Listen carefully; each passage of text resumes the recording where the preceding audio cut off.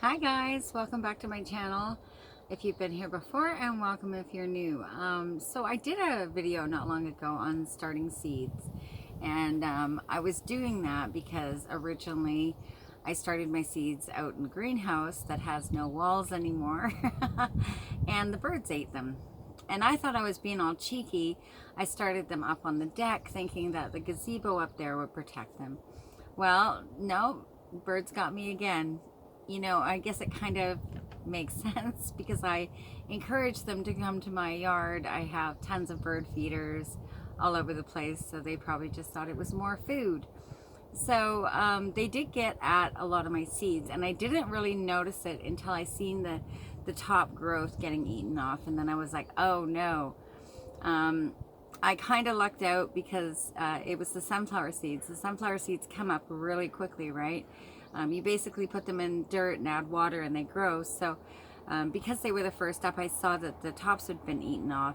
Now I didn't know which ones out of the dirt they had gotten, and now that I have let them go for a while, I can tell exactly what seeds got eaten and what ones remained.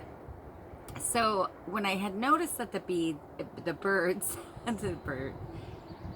when I noticed the birds had been eating the seeds, I took them inside thinking that I got this. Now I had to put them in my bathroom because I didn't want my cat to get at them because, he gets into everything.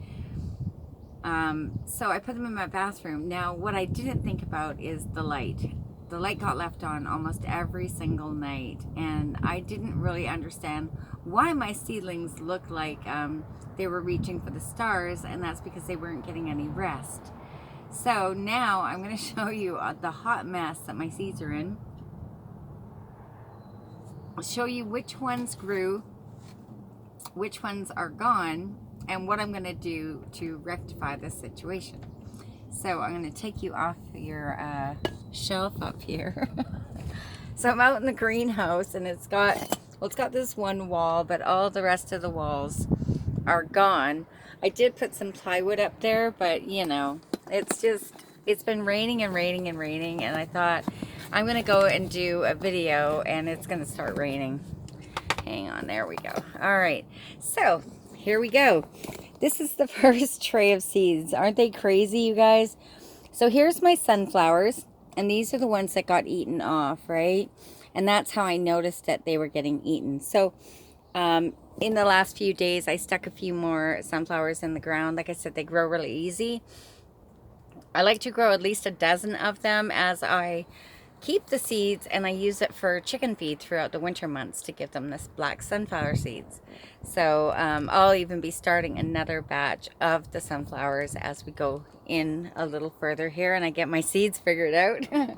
Okay, so the sweet peas, I've got one sweet pea, so I'm assuming some of those got eaten.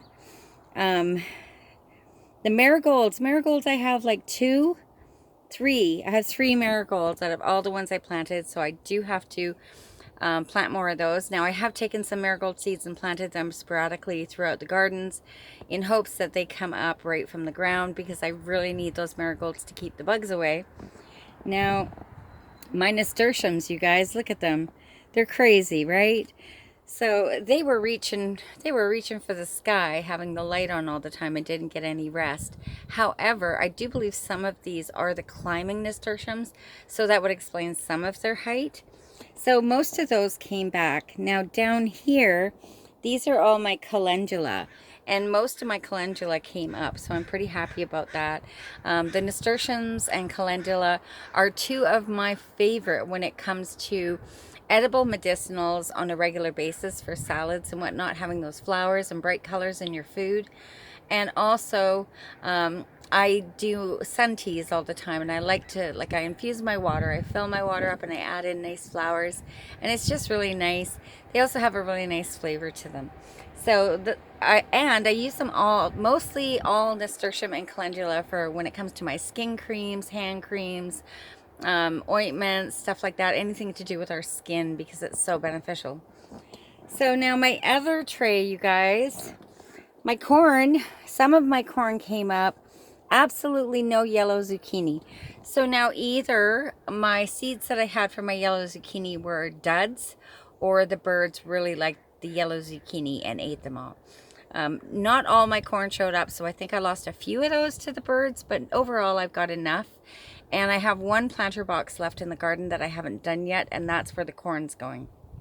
Excuse me. So I have some kale has come up. A lot of my cilantro came up, which is really good. Cilantro is such an important medicinal. I do have a video on it. If you guys don't know the benefits of cilantro, check it out. And you know, it's so good for us. So now my holy basil or tulsi, I have a couple come up, but I think I lost most. Same with the black sesame seed. I have one here coming up. I have a fair amount of chamomile coming up, which is really good. My asters got wiped out, my ashwagandha got wiped out, my red poppy, and my romaine. So pretty much this whole side of this tray got wiped out. It's kind of a bummer, especially when it comes to my ashwagandha, because you really have to start those seeds early. At this time of year, there's no point in me trying to start seeds. It just won't give them enough time to really grow big roots, and the roots is what I harvest when it comes to my ashwagandha. So I'm going to have to wait until next year, get the walls back on my greenhouse so I can start my seeds properly next year. So I wanted to show you guys what the seeds look like and how it makes such a difference. Sorry, I got to put you back up on the shelf. How it makes such a difference on the lighting that we use when we're seed starting. And what happens when we change that lighting up for whatever reason. In my case, it was birds. Now, I could put netting over top of my seeds. I just always kind of believe that whatever I get is what I'm meant to have. And whatever the birds get, they're meant to have. I don't mind restarting some of my seeds.